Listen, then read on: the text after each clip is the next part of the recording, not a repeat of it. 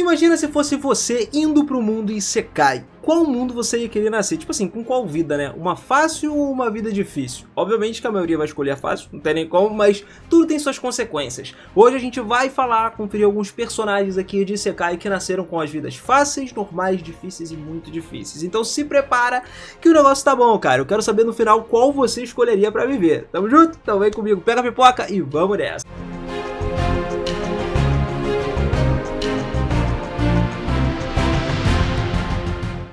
Fala, seus otakus, beleza? Eu sou o Benaz e sejam muito bem-vindos a mais um videozão aqui no canal. E galera, vamos dividir isso aqui em 4 categorias. Vidas fáceis, normais, difíceis e hardcore, né? As muito difíceis. Porque tem gente que nasce, irmão, que não tem nem como.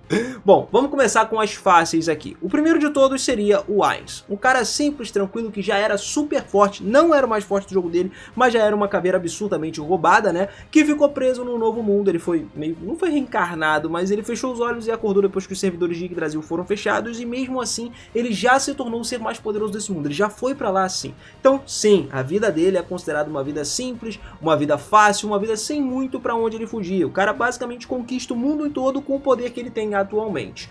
Outro que nós temos é Sakamaki Izaoi, um garoto arrogante que sempre tentava resolver os problemas na porrada, com violência, e inclusive também é um cara muito inteligente. Ele estava cansado do mundo velho dele e atualmente ele estava procurando alguma coisa mais divertida para viver nesse mundo novo. O Izaoi, ele também é um cara especialista em mitologia, graças à sua mãe aí, também é um tático gênio alarista, né? Ele tem o dom, inclusive, e isso dá para ele uma força magnífica nesse mundo, que é suficiente para ele mesmo ultrapassar até a força de um deus. Então também tem uma vida muito fácil, ele sempre resolve tudo chutando a cabeça das pessoas aí.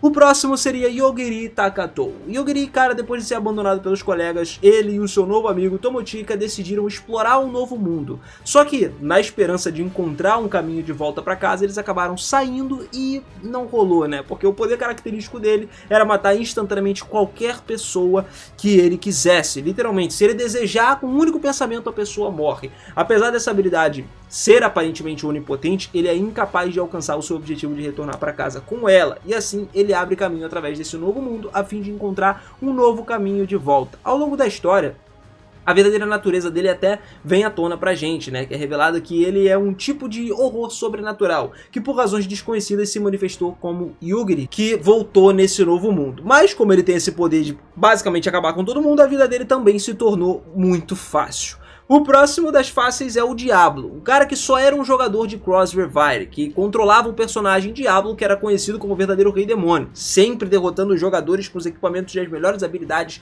do jogo. Ele era um personagem muito roubado, sempre sendo conhecido por ser muito forte. Mas um dia ele foi invocado para um outro mundo, reencarnando dentro do seu próprio personagem, entendeu? E a partir daí, irmão, tu já sabe, se ele já era o personagem mais forte lá, ele foi para esse novo mundo, sendo um rei demônio também, fortíssimo, e para lutar com ele não é qualquer um que consegue lutar, não. Depois dele temos Shin Wolford também, que depois de morrer num acidente de carro, ele reencarnou no mundo desconhecido. Mas ele tinha uma vaga lembrança ali da sua vida passada do Japão, e é um líder da Sociedade de Pesquisa Básica Suprema, tava lá no primeiro lugar do primeiro ano da turma dele em classe S nesse novo mundo, e ele foi treinado pelos magos mais poderosos do mundo assim que ele renasceu, porque foi encontrado na floresta. Então podemos dizer que sim, Shin Wolford também é um cara super forte que nasceu no mundo com uma vida super tranquila e super fácil, ganhou os privilégios logo ali no início, assim como o próximo da lista, Cid Kagenou. Cara morreu atropelado porque treinava pra caramba pra tentar se tornar um personagem super forte, e nesse novo mundo ele já veio com poderes absurdamente roubados, se tornando uma eminência das sombras. Irmão, quando ele já nasceu roubado nesse outro mundo, ele construiu ainda, conseguiu curar, né, algumas garotas e construiu um império gigantesco das Shadows lá. A gente já falou muito do Cid aqui no canal, ele é um personagem absurdamente roubado, um personagem muito forte, mas que também teve um início muito fácil, porque ele já nasceu muito forte, entendeu?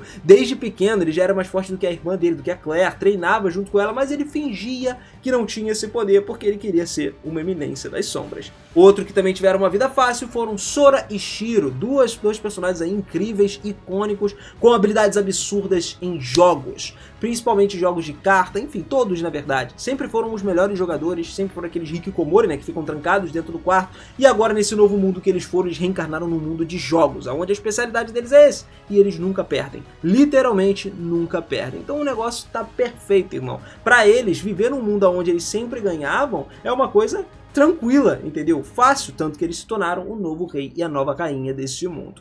Também temos o Rimuru, um slime que conseguiu a habilidade mais roubada do mundo depois de nascer, o Grande Sábio. O Rimuru, cara, depois de conseguir essa habilidade, ele aprendeu basicamente tudo do mundo e conseguia absorver a habilidade de outras pessoas conforme ele ia comendo essas pessoas, né, absorvendo elas e tudo mais, outros monstros no caso, né, e o Grande Sábio, como o próprio nome já diz, evoluindo, se tornaria algo muito maior, vindo Rafael, Ciel, que dava a ele todo o conhecimento do universo, do multiverso, né, quando estava na sua evolução final. Então, sim, Rimuru teve uma reencarnação muito fácil, digamos assim.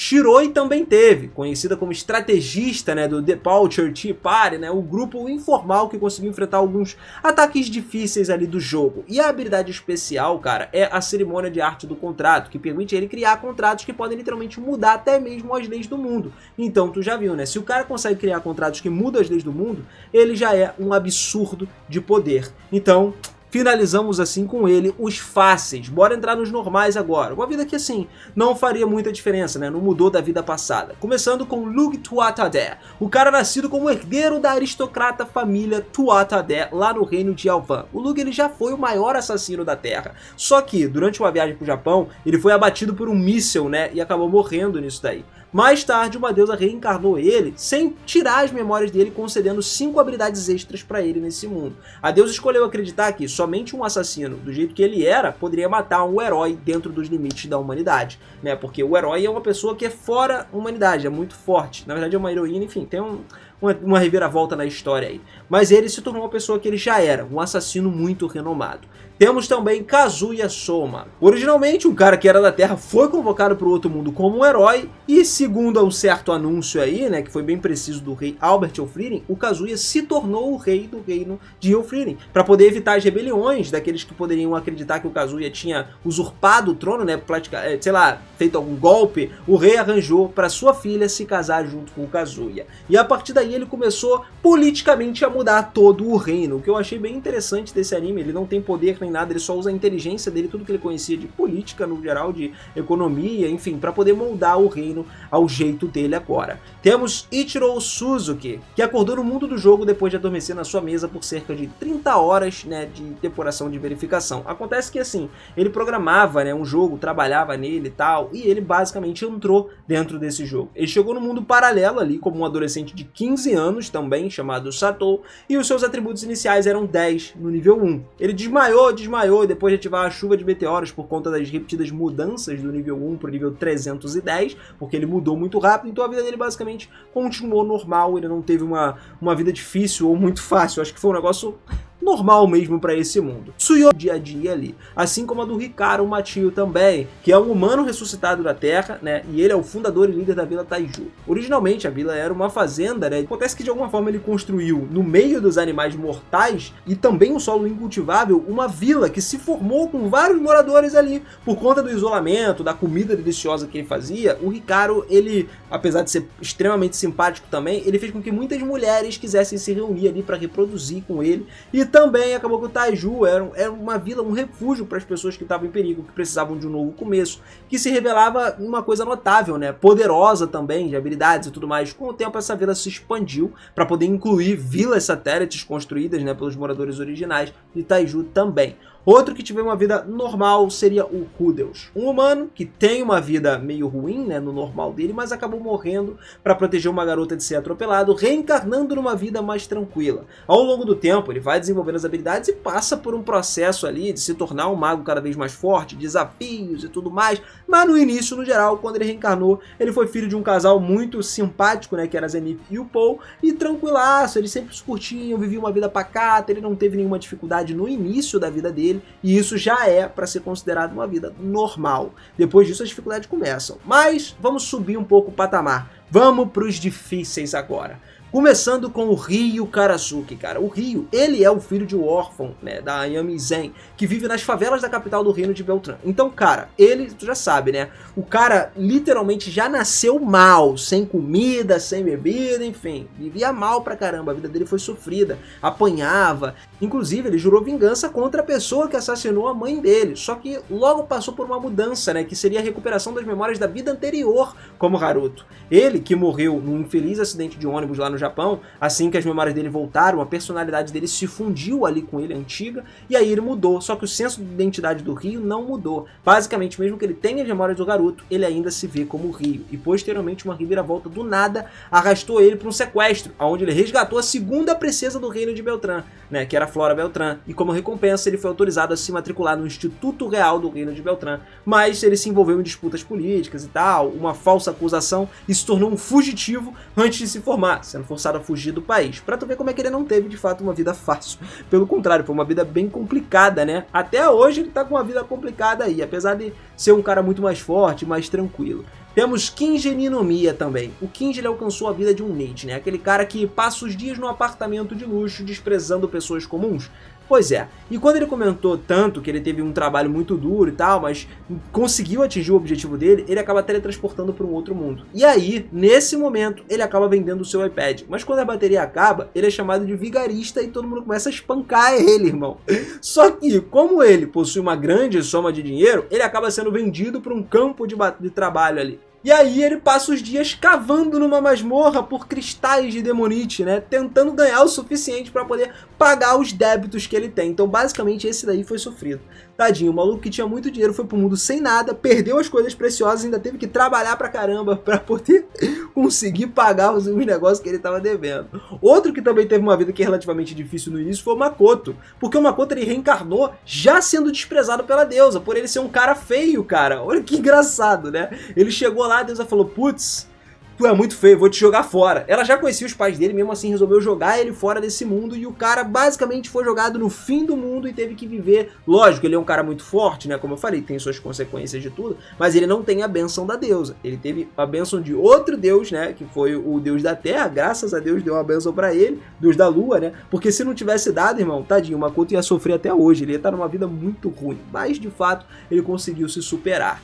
Satou Kazuma é o próximo da lista, é um cara recluso que passava os dias jogando videogame até ele morrer de forma patética. Ele reencarnou no novo mundo paralelo do lado da deusa Aqua, né, pra poder derrotar o rei demônio. E o problema é que ele era um cara muito fraco, tá? Isso a gente não tem nem como não falar. Ele começou a vida relativamente difícil por ter poucos recursos, digamos assim. E a Aqua foi junto com ele, então não é uma deusa que pode ajudar muito. Ela também ela é forte, mas não com todos os poderes agora na Terra. Então acabou que ficou por isso, né? O desafio dele foi só crescendo, porque ele tinha a ideia de matar o rei demônio do jeito que ele era, ficou muito difícil.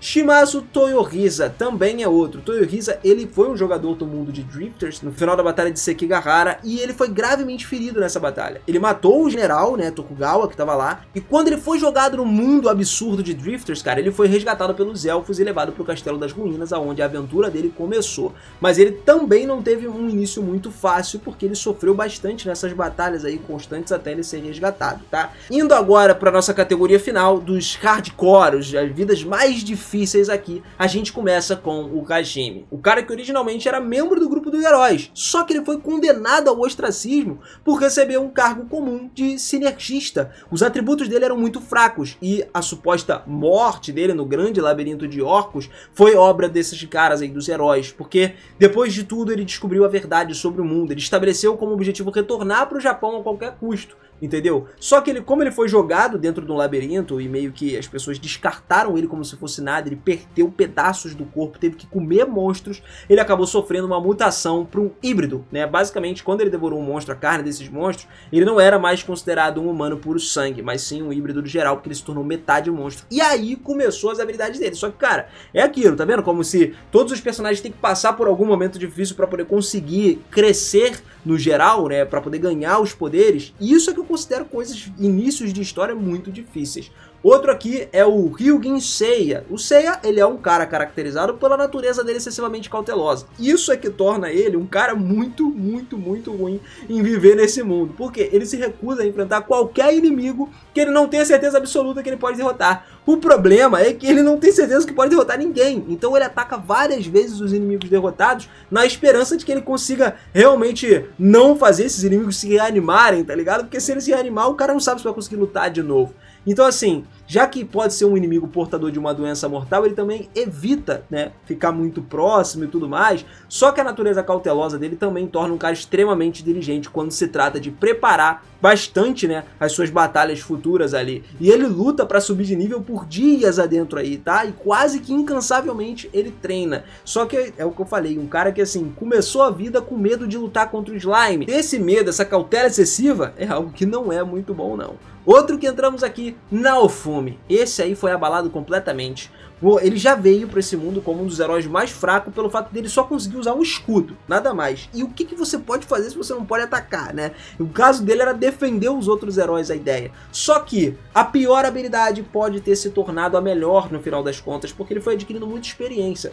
Mesmo assim o início dele foi muito ruim. Ele já era renegado, daí foi traído pela própria Maltin, né? Que tava lá, chegou, né, se engraçando com ele, a filha do rei e tal. E no final das contas traiu ele e fez ele ser odiado pelo mundo inteiro, pelo reino inteiro, por todos os outros heróis. No final ele teve que seguir a jornada dele sozinho até ele encontrar outras pessoas como Raftalia, enfim. E aí ele foi juntando o próprio grupo dele. Mas no começo, cara, putz, do jeito que ele viveu, irmão, dava até ódio de ver como as pessoas odiavam esse cara. Outro é Haruhiro. Haruhiro, depois da morte, né, de Minato, se tornou o líder do seu grupo. Mesmo que muitos inicialmente considerassem ele insignificante, cara, ele tem julgamentos rápidos. Ele pensa em situações extremas, né, ele consegue supervisionar uma batalha, né, e dar ordem táticas muito rápidas. Mas, apesar dessa mente tática, ele ainda carrega um complexo de inferioridade também. Como as habilidades de luta dele, constantemente ele se compara a si mesmo com a sua equipe, né, os grupos ali que são mais fortes. Basicamente, ele é um cara que nasceu num mundo fraco